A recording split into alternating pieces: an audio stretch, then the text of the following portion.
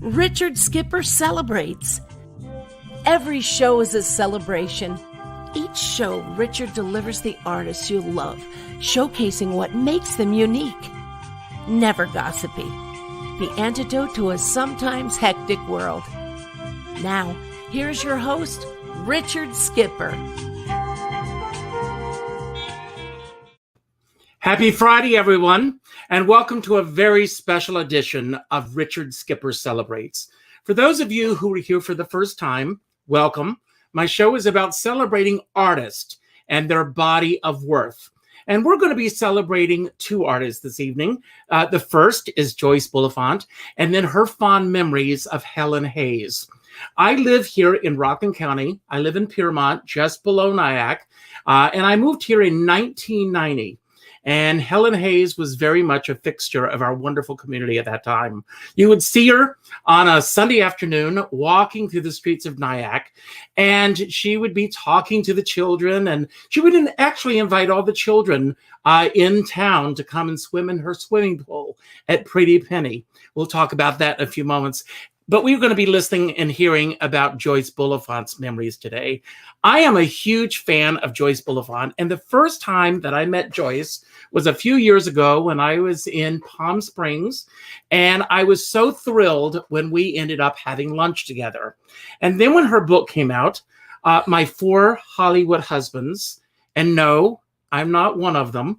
I was lucky enough to interview her at the Drama Bookshop. And I am so thrilled that she said yes to being here with me this evening.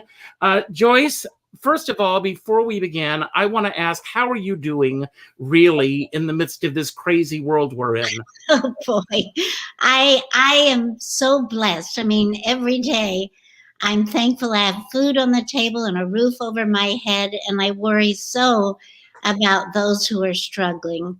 I really do, and I just feel grateful and want to do anything I can to make the world better. Now, you did something in the midst of a pandemic that I can't even fathom doing, and you moved. Where did you move to? I moved from the valley, from Indian Wells, California, up in the mountains to Glenwood Springs, which is down valley and less expensive than Aspen, about 45 minutes.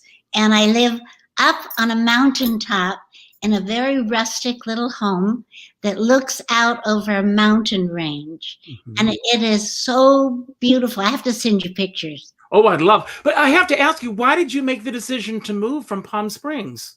Well, it's funny. I've never been a desert person, although I have the most dear, wonderful friends here in the desert.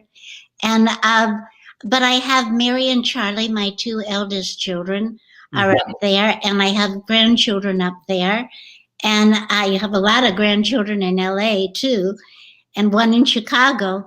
But I wanted to be more with nature, with the seasons, because I grew up back east. Yes. And so I think I just needed that. I mean, for instance, one morning I'm sitting in the living room with the fireplace on, and huge snowdrops are falling, and there's a deer on my patio, but not 4 feet away from me, licking the snowflakes. The snowflakes. It's like living in a Disney movie. Well, we have those deer here in Nyack and Piermont as well. Yeah. I want to begin, we're going to tell your story a little bit as well, getting to Miss Hayes. You have a one-woman show celebrating your remembrances of her. But I want to go back to the 5-year-old Joyce Bulifant. That's the age that I believe before people have been encumbered with the pressures of school, the people that come into our lives. What was your life like as a 5-year-old little girl? Oh, that's such an interesting question. My father worked in the shipyard, and so we seemed to move a lot, even when I was a little girl. And at 5, my memories are being in Wilmington, North Carolina. And were you living there at the time? Yes. Well, you know, I'm originally from Myrtle Beach, South Carolina, so we're going to I spent a lot of time there. we're going to have these crisscrossing moments tonight. Yes, I learned how to whistle in one of those, what they called a rumble seat, the back seat that opened up in a car. I remember learning to whistle. I had my tonsils out. I had a neighbor who cut my hair off and gave me a perm, and my mother was furious. I remember building a snowman and seeing snow for the first time with my daddy. I remember a Halloween party my mother had, and I remember I was not allowed to step off the curb from our block. And all my friends were older, and I would walk to the curb and wave goodbye when they went to school. But one day, my mother went to a bridge party, and I went to school. And she came back, didn't know where I was. The housekeeper didn't know where I was. And I was sharing a peanut butter and jelly sandwich in school.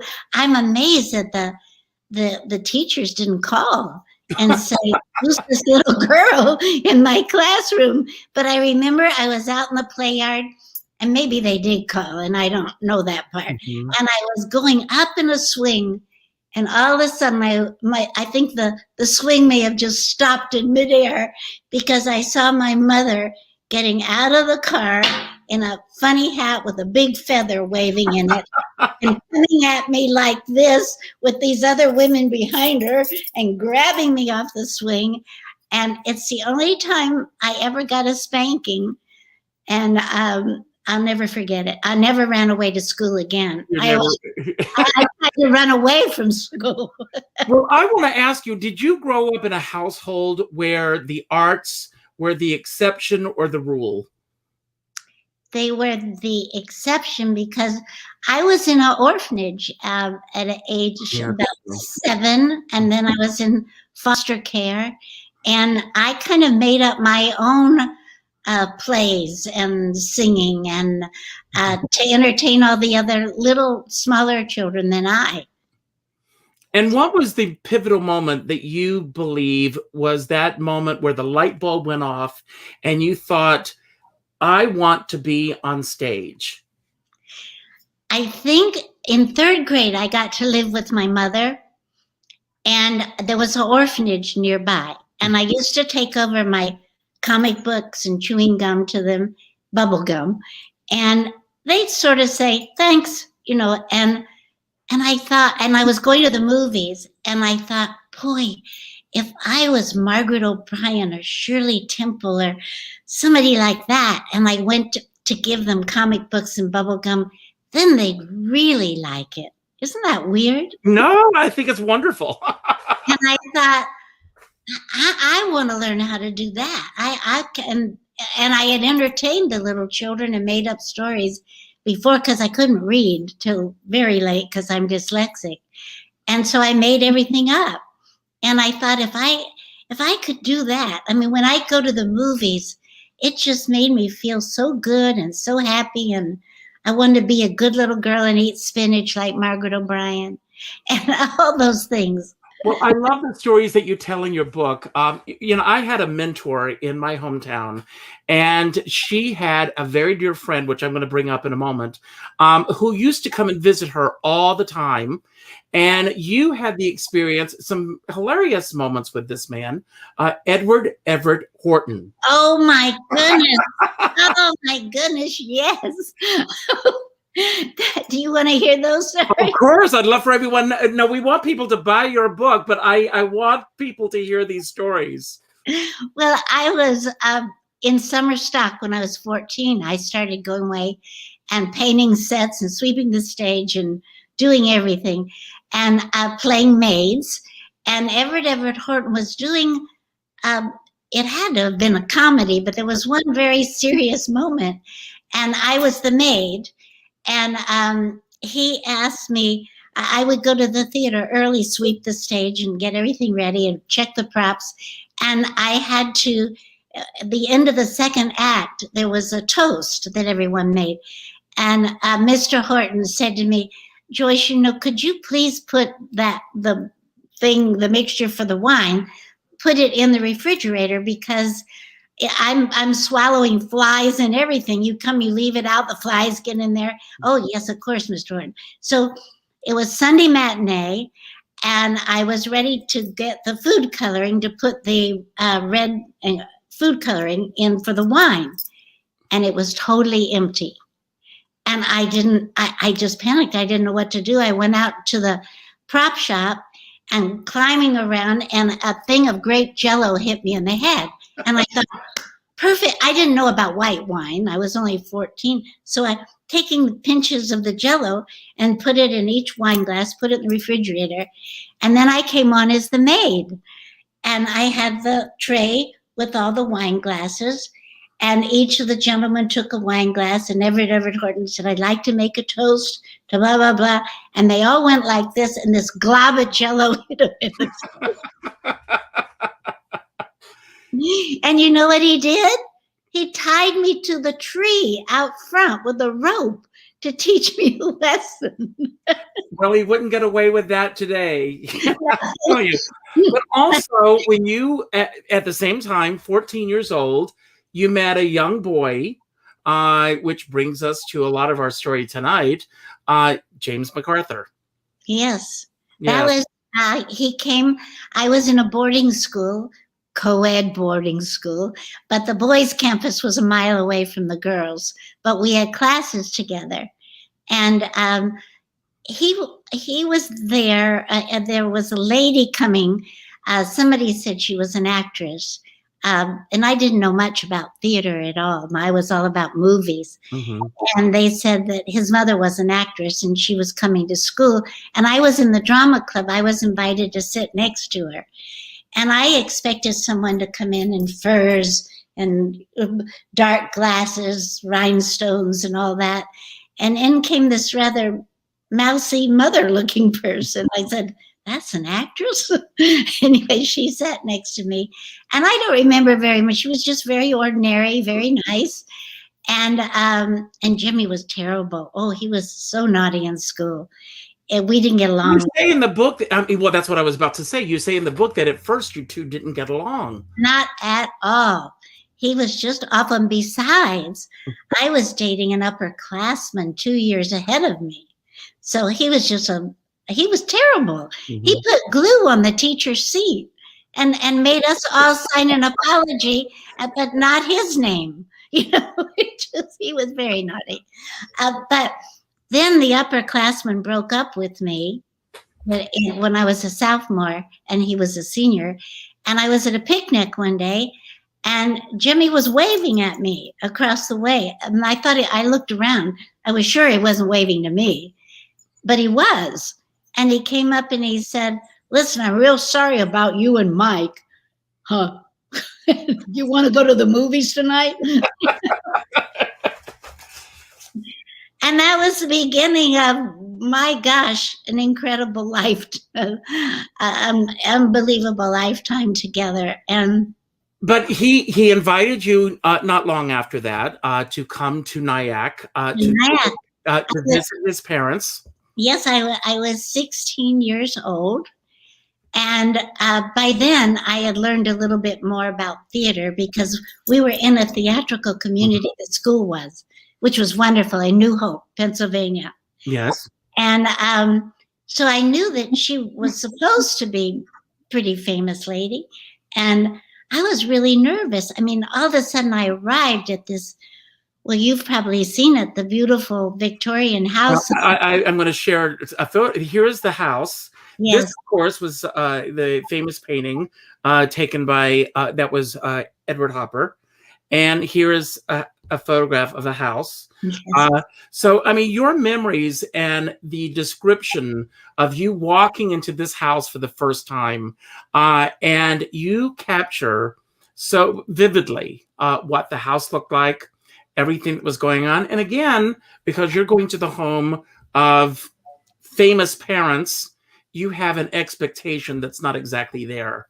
No, not at all. I mean, they were the most down-to-earth people I ever met, especially Helen. She was making a bed when I was introduced for the I set. love this image. You say she's wearing a babushka. She comes down. And she said, oh, hello, darling.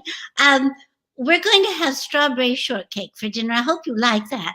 Well, it only happened to be my most favorite dessert in the whole wide world. So there was immediate bonding, immediate. And, you know, I just quickly, it's in the play I do about her, but at her, at Mary's engagement party in Nyack, Mary's stepmother did the menu, I thought, and dessert came, and it was strawberry shortcake. And I said, HB, did you order the strawberry shortcake? And she said, no, they decided. And I said, no, they didn't decide. I knew it was a message. It was a message. But I love when you sat down with Charles MacArthur and you told him that you wanted to be an actress, and what he said to you. You have to be in 40 flops. 40 flops. And you wondered, you know, did Miss Hayes do any flops? I mean, I want to share with everyone here. I have a little montage about Helen Hayes, and then we'll come back and we will talk a little bit about her. I'm going to give this background here because it's a beautiful background. And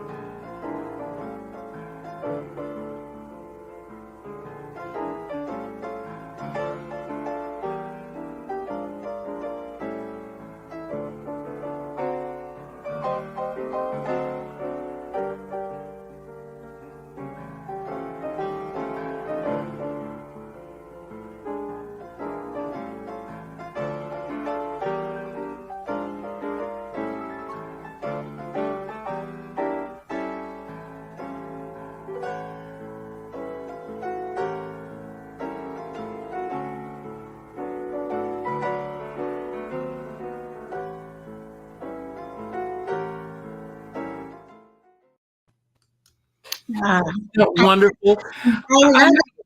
You know, those pictures, a lot of them I hadn't seen. And when I do the show, Remembering Helen Hayes with Love, I do a montage of her work too. And I had not seen those. Well, I'm going to ask, a couple of questions. When I was lucky enough to meet Helen Hayes as well, and I did a reading with her at St. Malachy's Church many, many years ago. She was the most incredible, wonderful, loving person. When she spoke to you, she looked right into your eyes. You felt as if you were lifelong friends. You and her, you bonded immediately with her. And when I want to move a little further in your relationship, but when you came to her and said that you were going to marry James, she had some advice for you. You know, I had the hardest time putting that in the book. And it wasn't until I was doing the play, Remembering Helen Hayes with Love, and I was working on the book. And I was at that part in the book, and I said to the editor, you know, I don't say that in the play. And she said, what? She said, that's so important. I said, but it makes her sound so terrible.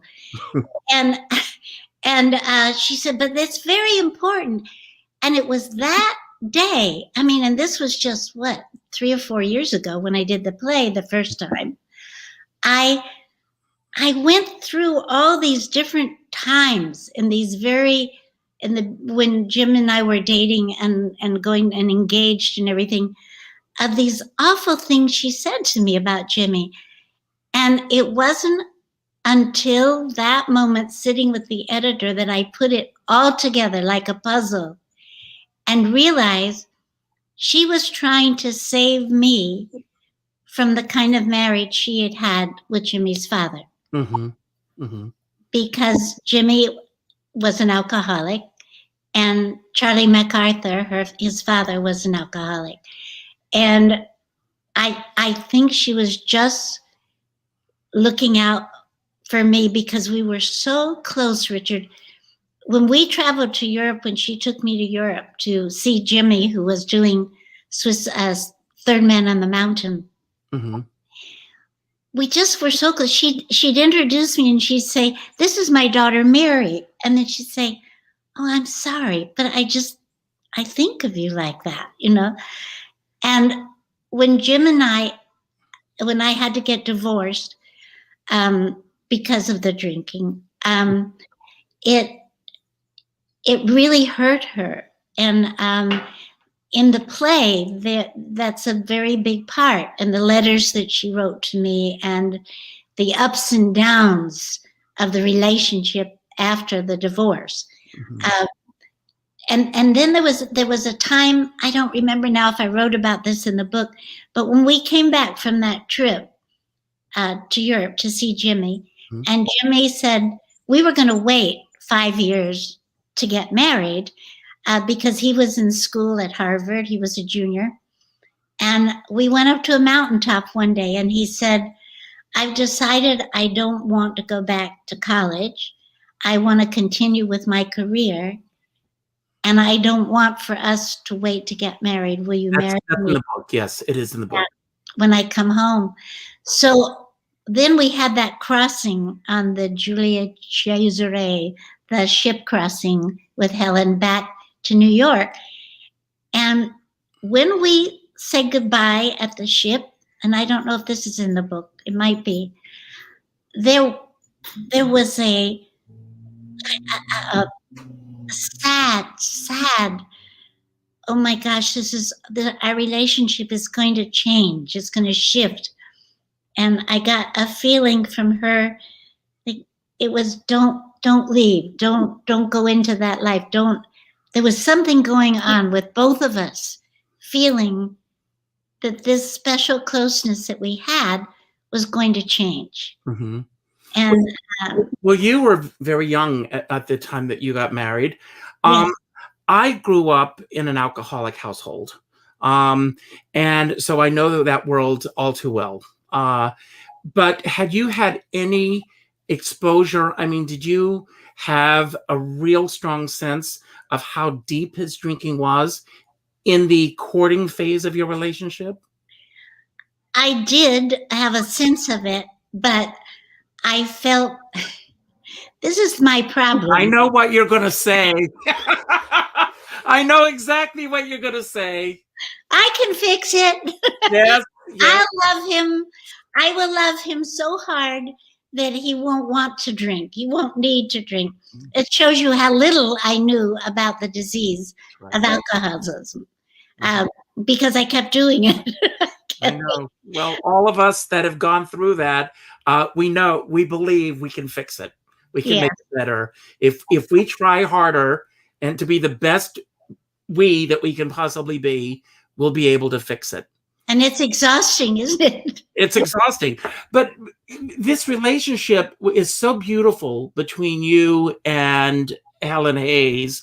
I'm glad that you've put this into a play. But before we get to that, I want to know what your process was in terms of writing your book. When you talked earlier about the fact that you waffled back and forth as to whether or not you should put certain aspects in your book, How do you decide when you're writing a memoir of what will go in and what will not go in? Boy, that's an interesting question. I just kind of, well, the first, it took 24 years to write it. I'm a little slow.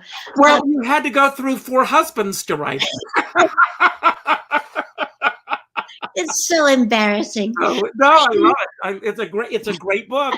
I loved it the first time, and I read it again, and in preparation for this, it's a great book. Well, it's helping people. That's the real reason. But when I started writing it, it was called Home Sweet Home, Where Is It? Because I've lived in probably now 75 homes. Mm-hmm. And home is very important to me. And so I was going to write about the home, what it looked like, the experiences in that home, moving to the next home, blah, blah, blah, blah. And of course, a little bit of Jimmy was in it because he was in my first home, mm-hmm. and Helen. But then there was more. And then a friend, Bruce Cook, who's a wonderful writer, producer person, he called me one day and he said, Joyce, I have the title for your book. And I said, what? He said, My 4 Hollywood Husbands. I said, Bruce, that is disgusting. Embarrassing, disgusting, and terrible. I would never, ever title my book that. And about 2 weeks later, I thought, yeah, but it might sell books. But then my whole focus changed. And I thought, I need to talk about alcoholism. If I'm going to talk about my 4 Hollywood husbands, all of whom were alcoholics, I have to try to have a message that will help people, and that you can get through it, that you can leave and you can go on and you can learn and you will make mistakes and you do need to get help.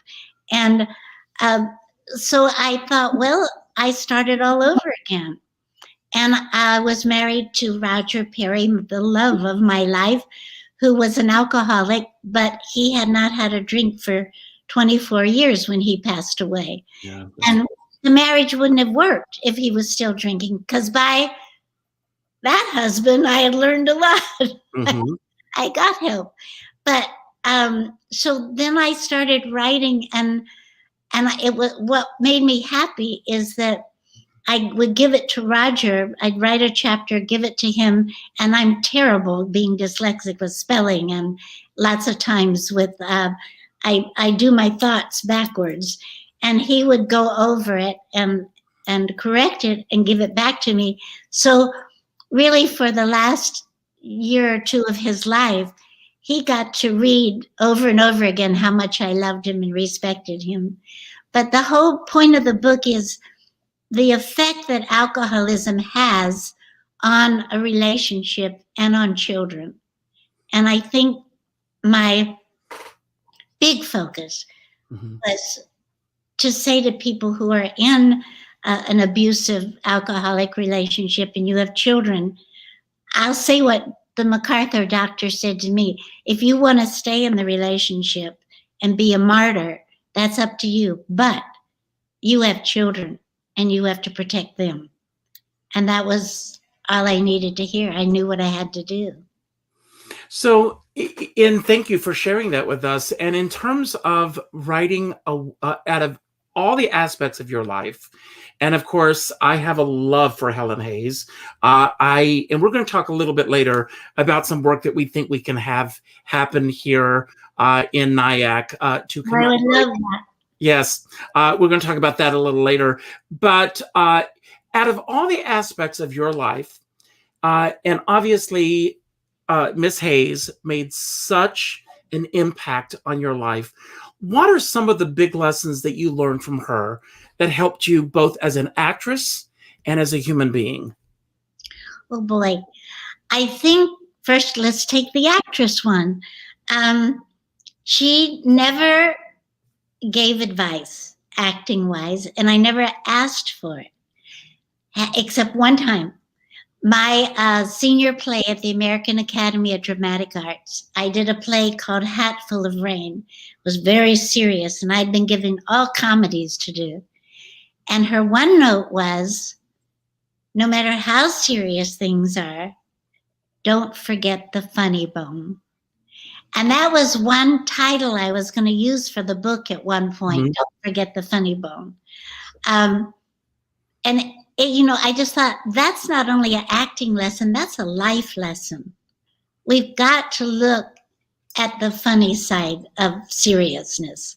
There's always something funny to find. And certainly when you have to think about, you got to be able to have a sense of humor about yourself. That's very important. And she was very good about that.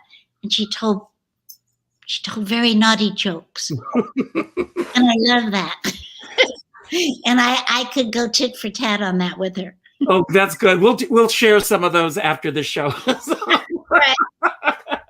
But I want to ask you, with all the experiences that you had with her, that you're now putting this, you already have put this in a one-woman show. Well, before I get there, I want to go back to the book for a moment. When did you know that the book was ready for the reader? Oh, well, after I had an editor here in the desert, it was 750 pages. And she edited out big chunks. And then I learned how to edit. Is this story really going to move this book forward? Is this really going to be interesting? What I have now is another book because I think the book is 275 or 95 pages. Now, was it an easy process for you to be able to relinquish those aspects of your life? Oh my God, it was like cutting off an arm. But I did it because I thought she was right. And I got so that I could then, once I saw the process, I could go in and cut chunks out.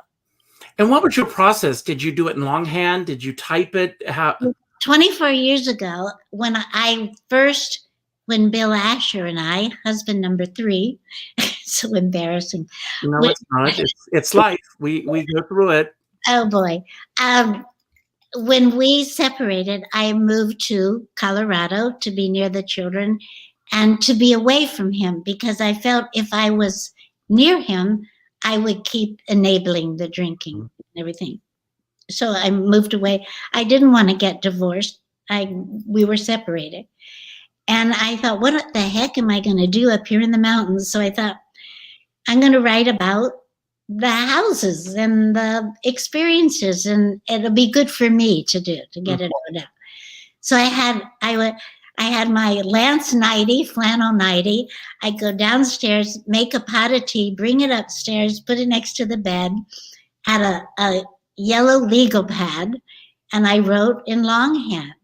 And that would be the first draft. The second draft would be correcting all the things that needed to go first instead of second.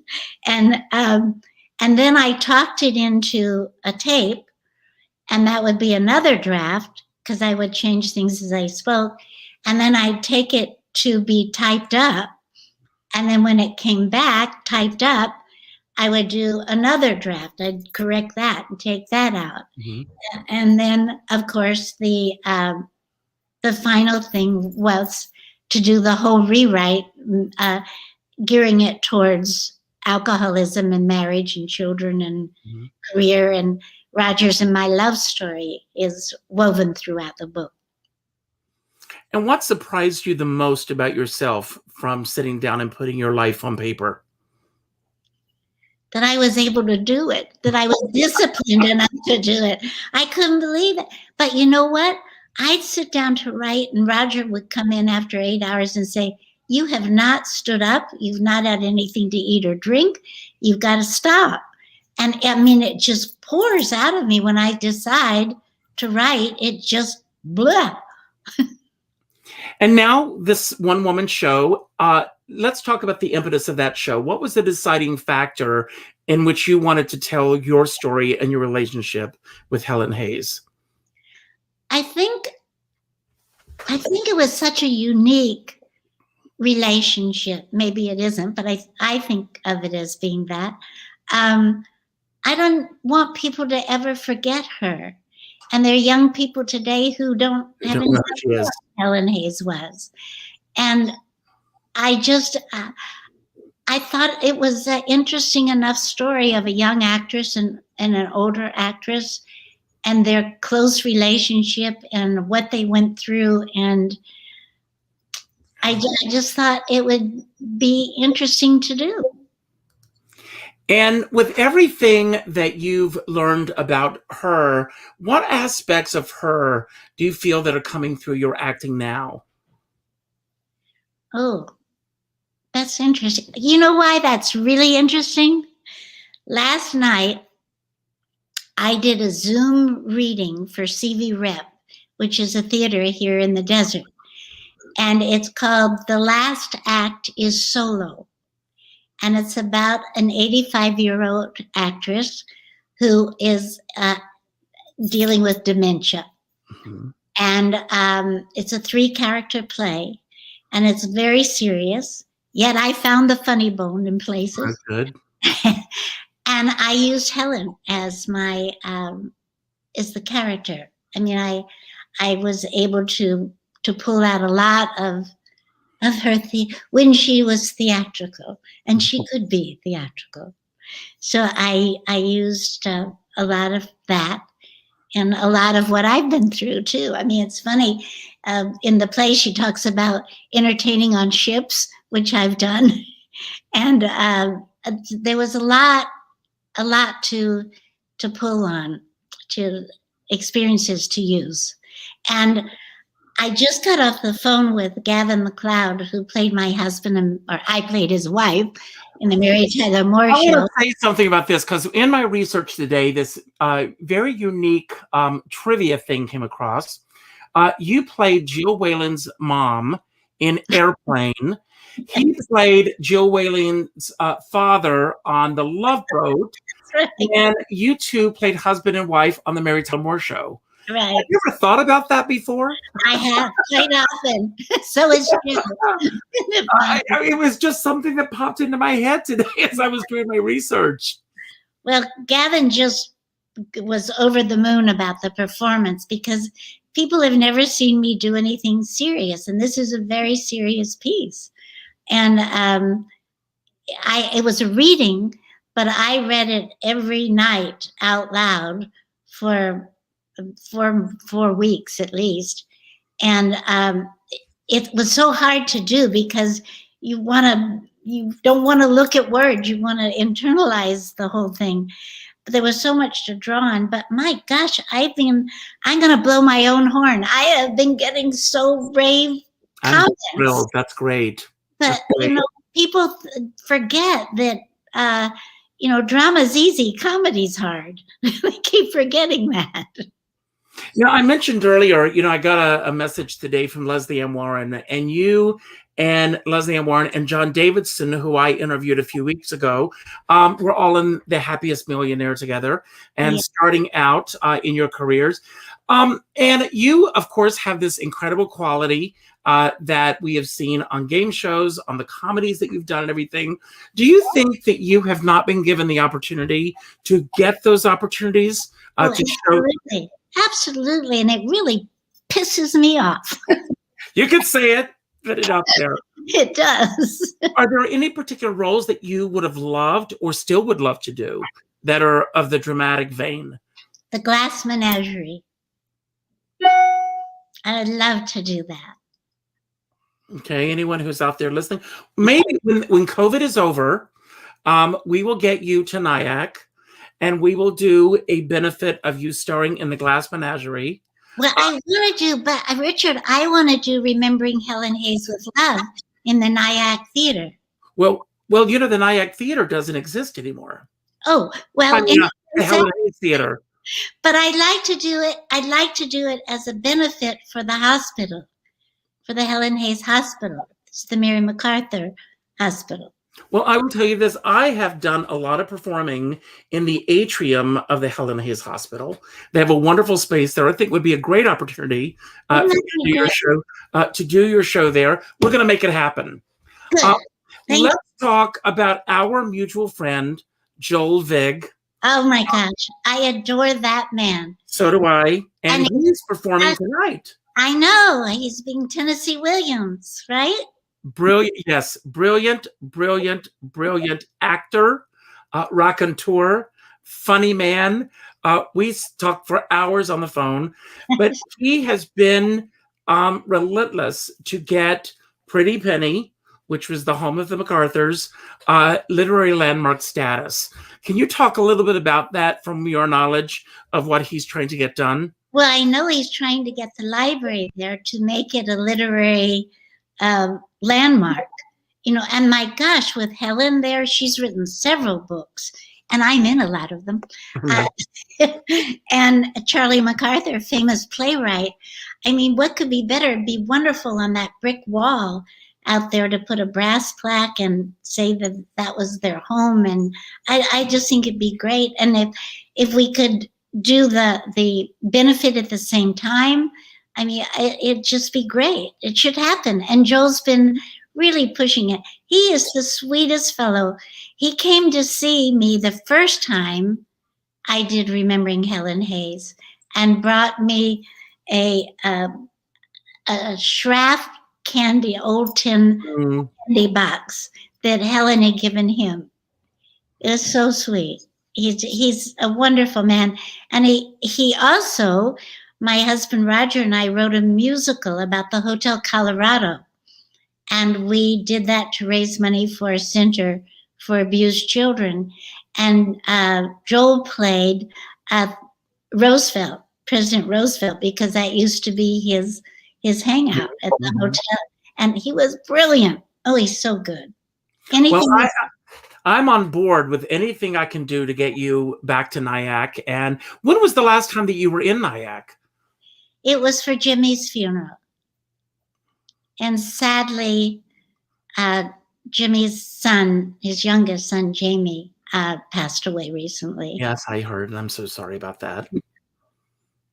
It's really affected my two children terribly. I mean, they're very, very sad. As a matter of fact, the memorial is Sunday. I'm assuming that it's a Zoom memorial. No. Oh, they're doing it in person? Mm-hmm. Yes. And where will the memorial be? It's at the Presbyterian Church in the desert. Okay. Well, So I think they're limiting the number of people. Well, I'm very sorry about that. When was the last time that you saw Helen Hayes? What were your final memories with her? I think about it so often. It was a snowy day. It was February or March, because she passed away on St. Patrick's Day, very appropriately. Yeah. She knew how to do it. And I went upstairs to her bedroom, and it was Easter time was coming, and she used to collect eggs. And I thought, what can I take her as a little gift? She loved candies and things. So I found candy Easter eggs, and I found one of those wonderful eggs that you look through and there's a seed in it. And she was sitting by her window in the bedroom. The nurse let me in, and her white hair, and she had a black dressing gown on, and it was snowing out the window. And I just held her hand and talked to her. And when she opened her present, she said, "You always know, don't you?" And when it was time to leave, I gave her a kiss, and she said, "Don't leave, please don't leave." And I just held her hand, and I said, "It's time for you to rest." And I turned to leave, and I looked back at her, and she just smiled at me. I was just, Wow, what a beautiful story. I want to ask you, in addition to Helen Hayes, who do you consider the main mentors in your life who helped you along the way in your career? I have not had anybody that really helped me in that sense at all, but I had incredible women who were friends, and Lillian Gish Mm-hmm. and Elsa Lanchester and Helen, and they each brought. Well, I remember Elsa would come down to what was called the schoolroom, they called in her house, and Ray Henderson, who was her accompanist for shows that she did, was working with me. I never had voice lessons. Doggone it! I really wish I had singing lessons, but people were always afraid that it would change my voice, and they didn't want that to happen. But I could have learned so much technically about singing and be able to sing better. But anyway, Elsa would come down and watch me do something, and then she'd do a number, and we'd have tea in the kitchen of her house in Hollywood. And then Lillian, I go to see. She was Helen's best friend, and she was Jimmy's godmother. She's my Charlie's godmother, and she was my fairy godmother. She was always by my side, even when Helen would be upset. She'd say, "Oh, darling, don't mind her when she gets angry. It's just the Irish in her." Well, I want to talk about a few people that are by your side. We've got a few comments here. Tell Joyce her godson, Eric Lieberman, loves her. And you, Richard. So, and that's wonderful. There are things here. I don't know who some of these people are. Let's see what a great play that is. I guess talking about remembering Helen Hayes. Then there's a comment here from someone who calls himself Music Lover. Says, "You were wonderful last night, Joyce. It was special to see you and your son John act together." That's so nice. And then Claire Sheridan says, "Bring it to Rockland." So we're going to get you back to Rockland County. I want to talk a moment. A lot of people know you also from the whole game show circuit. And when you and I, we sat and talked at the Drama Bookshop when your book came out, and you talked that evening about the game shows. You were so wonderful. Matchgame, we can't think of Matchgame without you. But you shared something with me that night. I hope you don't mind me bringing this up, because you've done so much work for dyslexia, and many people, you talk about it, you put it out in the open, and you're still very actively involved. Can you take us back to, there was a time where we didn't have a name for it. And I mean, when you first discovered that you had dyslexia and there was actually a name to go with it. Can you take us back to that? Yes. It happened. Well, I was worried about my son, John, my youngest son, and he was having terrible problems in school, and we couldn't figure out what was going on. And finally we found a school that was, he had testing, and they said he was dyslexic. And he's just brilliant mind and creative, but boy, it was hard for him to read, and now he's a wonderful actor, writer, director. But it was through the headmaster in his special school. I was sitting across from the desk from him one day, and he said, "Joyce, did you have problems in school?" And I said, "Me?" "Yes." And he said, "Really?" And I said, "Yes, I did. I remember wanting to go to this boarding school where I met Jimmy, and my mother took me to have a meeting with the headmaster. And the headmaster said, and what books do you read?" I couldn't read. But I did in 4th grade, a teacher read a Nancy Drew mystery. Mm-hmm. I thought I'd died and gone to heaven. I thought, I mean, you can get a story out of a book like that? My gosh, that's fantastic. And so I said, Nancy Drew mysteries. That's what I read, being the actress I was at that age. And my mother kicked my chair and she said, "You read that trash?" And I wanted to say, I don't know how to read. But I couldn't. I was too embarrassed. But they found out soon enough in school. And I was so lucky because it was a small boarding school. Mm-hmm. and there were only no more than 8 students in a class. So there were several other children that were having trouble reading, and they put us all in one class, and the football coach used to read stories to us. And I just thought that was wonderful. And then I wanted to do a play, but I couldn't read the lines. So I went to one of the teachers at night and said, could you help me do this? And I memorized it, and I got the part. But it was really hard till I learned. I mean, I still have trouble. I mix up words. I know one word at the beginning of a paragraph, and I see it in the middle of the paragraph. I don't know it. And I am going to do, I think it's April 20, I forgot, 18th or something. I'm going to show a film for the center that I helped found for abused children, the Riverbridge Regional Center. And, you know, at report card time, a lot of children are abused emotionally and physically because their parents don't understand why they think they're not trying. Mm-hmm. They don't understand that they do really well in history, terribly in math, that it's all over the place. And it's to kind of help with that, with the abuse part.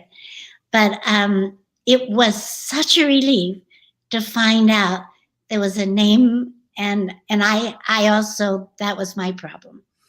Well, God bless you for putting putting your face on this, and instead of hiding it. A lot of people still to this day will hide that aspect, and it's such a stigma that so many people, I will be honest with you, I didn't know a lot about dyslexia until you and I talked the first time we met, and you were telling me about the work that you were doing. I had heard the word, I knew people, even as an adult, I didn't know a lot about it. And it's still one of those aspects of, you know, our lives that people do want to put on a back burner and not address front and center. And so God bless you. Not only, and I've never even thought about the fact that children are abused around report card time because of this. And, you know, it's just something that, and if people want to get involved with your center, how can they get involved, contribute, find out about what you're doing? Oh, that's so nice. It's the Riverbridge Regional Center. It's in Glenwood Springs, Colorado. And then there's the Dyslexia Foundation, if you just go online and look up that. But the Center for Abused Children, I'm very involved with. And I would say next to my 3 children and grandchildren, that's what I'm most proud of in my life, is that it took, Roger and I did every 2-character play you can think of. And then finally, when we ran out of plays, we wrote one. And I remembering Helen Hayes was part of raising money for the center too. And I mean, do you enjoy writing? Is it very cathartic for you now that you have a book and a one-woman show? What's next for you? I'm working on another book, but I've been very slow about it because it's been very emotional. And the title is I Loved Him to Death. And it's about helping someone that you love do their transition to the next life. And things that might be helpful, I hope. I don't see much point in writing a book unless there's something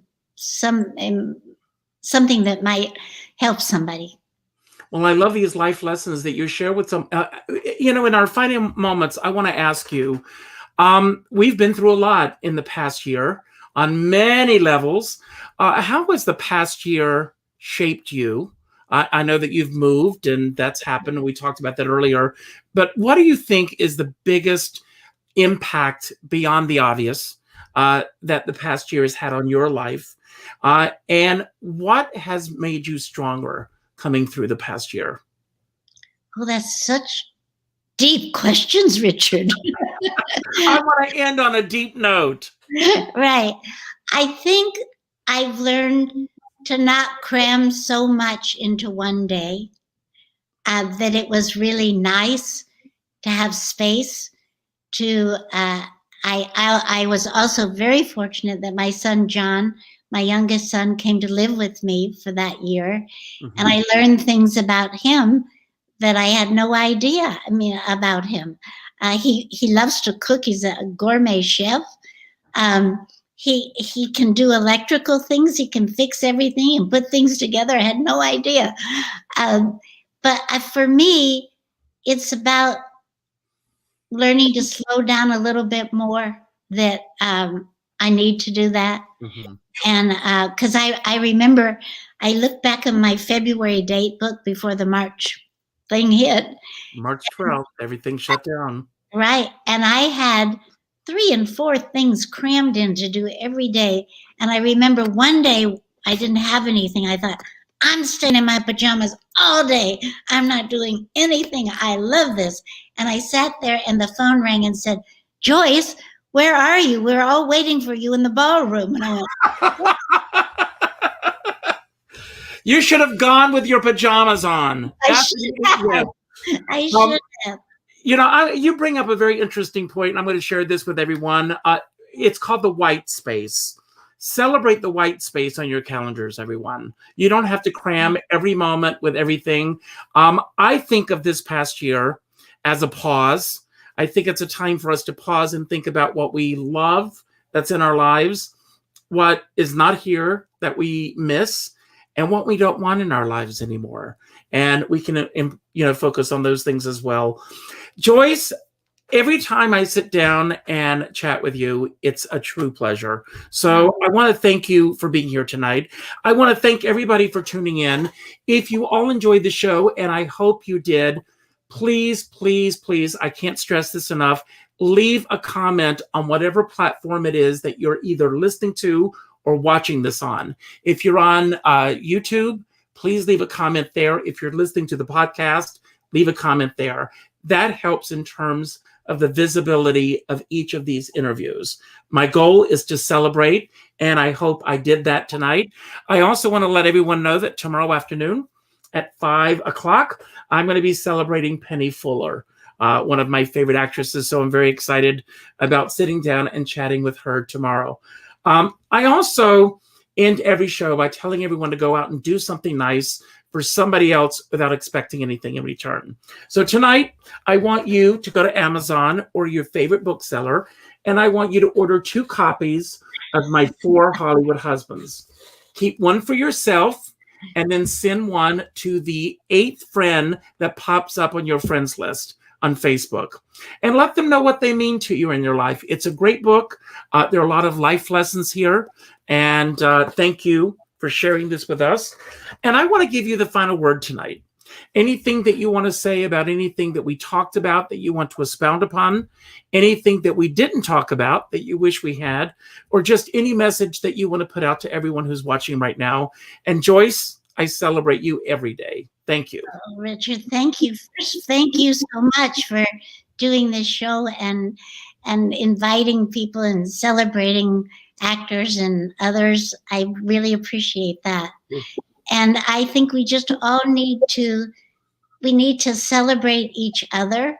We need to respect each other, and we need to be tolerant of others, even if they don't think the way we do. Amen. Thank you, and good night. Make it a better tomorrow, everyone. Thank you. Thank you, Richard. Bye.